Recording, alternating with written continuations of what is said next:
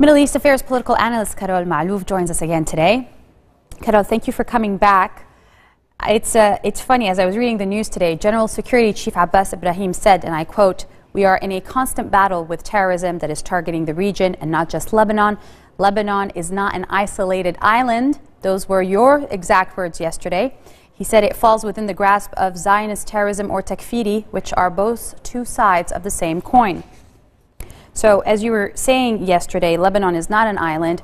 On Friday, the last terror struck, and now we are facing summer, and as you were saying, there is more of these kind of attack to basically expect. Is that correct? Yes, it is correct. As we were saying yesterday, that Lebanon is directly affected by its immediate surrounding. And the denominations and the social fabric or the sectarian fabric that makes up the Lebanese society of Sunnis and Muslims with the Christians are the same denominations that make up the Syrian social fabric and the Iraqi social fabric. So if you look at the region as a whole, you will find that the players, if you want, in the three countries. Now the problem has become cross-border. We cannot talk about Islamists or groups fighting within a geographical location or a specific territory, whether it's Lebanon, Syria, or Iraq. It has spilled over, just as ISIS moves from Iraq to Syria to Lebanon, so that Hezbollah move across borders from Lebanon to Syria as well. And we also heard some rumors that they might even go and help out in Iraq. So the conflict is spilling over, and it's no longer within the boundaries of the state. It has become more of a regional problem. All right, so you said it's a regional problem and it's spilling over, and we were talking about this earlier. What is a possible solution given the current circumstances?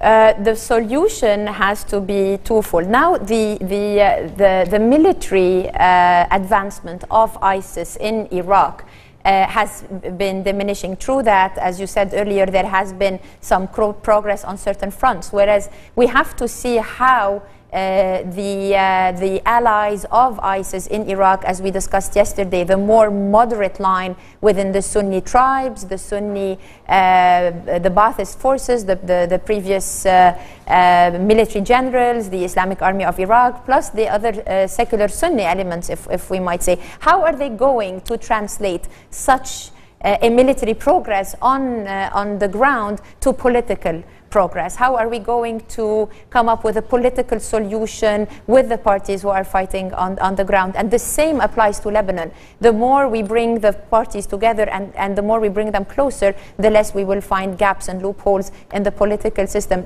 Security, Youmna, comes from a political umbrella. So unless we provide a political solution or a dialogue, as the Patriarch Ra'i said today, there needs to be a dialogue between the parties in order to stop the crisis, whether it's local, regional, or even if it goes to Iran and Saudi at the regional front as well. I understand what you're saying, but the Syrian conflict now entered its fourth year in March, and basically Hezbollah has made it very clear that it is not going to withdraw. It's not going to stop its involvement in Syria.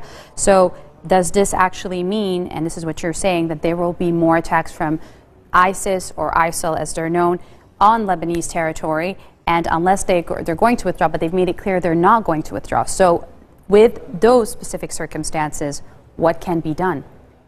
I don't think Hezbollah will withdraw from Syria anytime soon, as they are holding most of the front that goes along the Qalamun area. So I think Hezbollah is there to stay, to support the regime.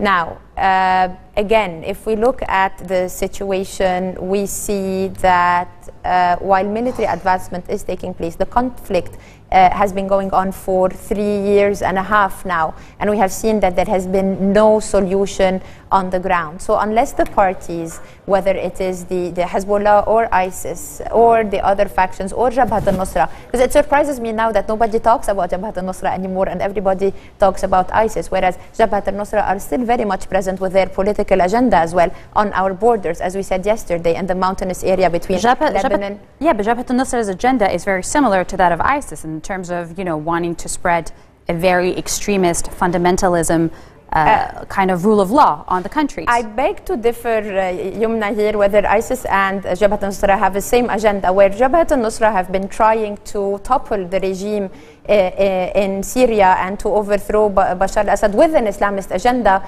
an extremist Islamist agenda with ties to Al-Qaeda. They have not been trying to set up their own Islamist state.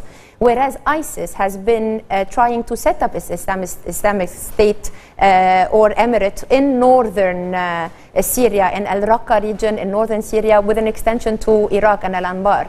So while ISIS happens to be cross borders, Jabhat al-Nusra has not proven to have any but a pure Syrian Islamic agenda. So the danger on the region at the moment are cross-border groups such as Hezbollah and ISIS. I believe they are equally dangerous and equally important in the upcoming crisis that we see at the moment. All right. That being said, extremism and Islamic extremism in Syria not being as dangerous, you're saying, as ISIS and Hezbollah, who want to spread it and who you think each on one side, the Sunni side and the Shia side, are trying to dominate and basically take over the region, each one with their separate agendas.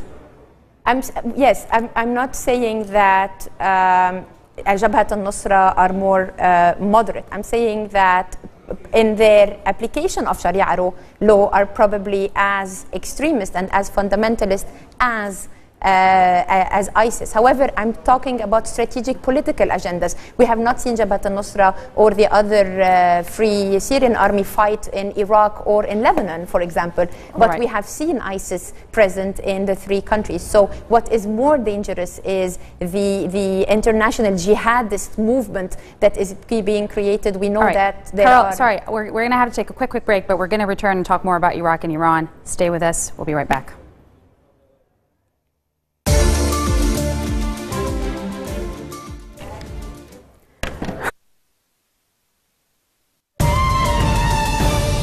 Welcome back. Sunni fighters led by the Islamic State in Iraq and the Levant have expanded their offensive in Iraq, capturing more territory from the government.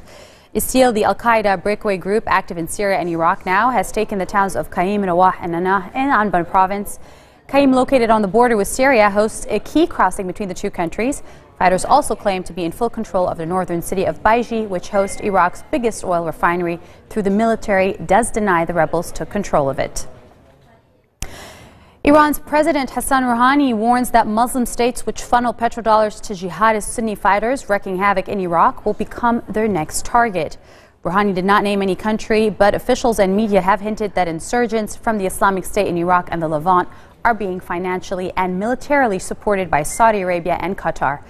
Iran, the predominant Shia powerhouse in the Middle East, says it will support Maliki against ISIL, which is also battling the regime of Syrian President Bashar al-Assad, another Tehran ally.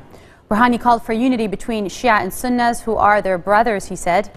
Meanwhile, Iranian Supreme Leader Ayatollah Ali Khamenei expressed strong opposition to U.S. intervention in Iraq, saying Iraqis themselves are able to bring an end to the violence there. Carol, we're back with you. What do you think of what Khamenei says? We were talking about this earlier, and him opposing U.S. intervention at any cost. There is definitely opposition for any U.S. intervention in terms of military intervention and boots on the ground to stop the movement of ISIS on the ground, as you mentioned earlier, and them gaining more territory.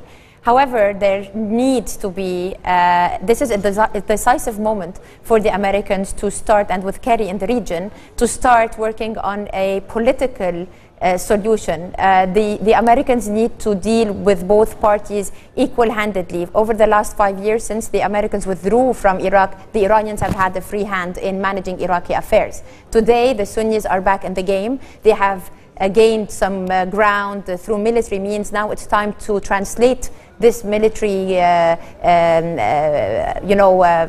gains, if you want, into some political gains by engaging, and the Americans and the international community have to engage both parties, whether the Iranians or the Saudis or the groups on the ground, in how to turn this into political gains and work with the Iraqis even-handedly with the Sunnah and the Shia. Do you think the repercussions are huge should America choose not to interfere, as President Barack Obama has clearly stated that he wishes not to? Yes, I think the repercussions would be tremendous, huge for the region. If a sectarian Sunni-Shia war starts in Iraq, it will definitely move to Syria and eventually to Lebanon. As we said, we're not an island. We are affected by what is happening, and the Americans have to step in and take responsibility for what they have set up, because they have trained the Iraqi army, and the Iraqi army has failed and collapsed. They have a responsibility to go back and try to fix things, but this time it has to be politically and diplomatically and not militarily. All right. Thank you for being with us. That was Middle East analyst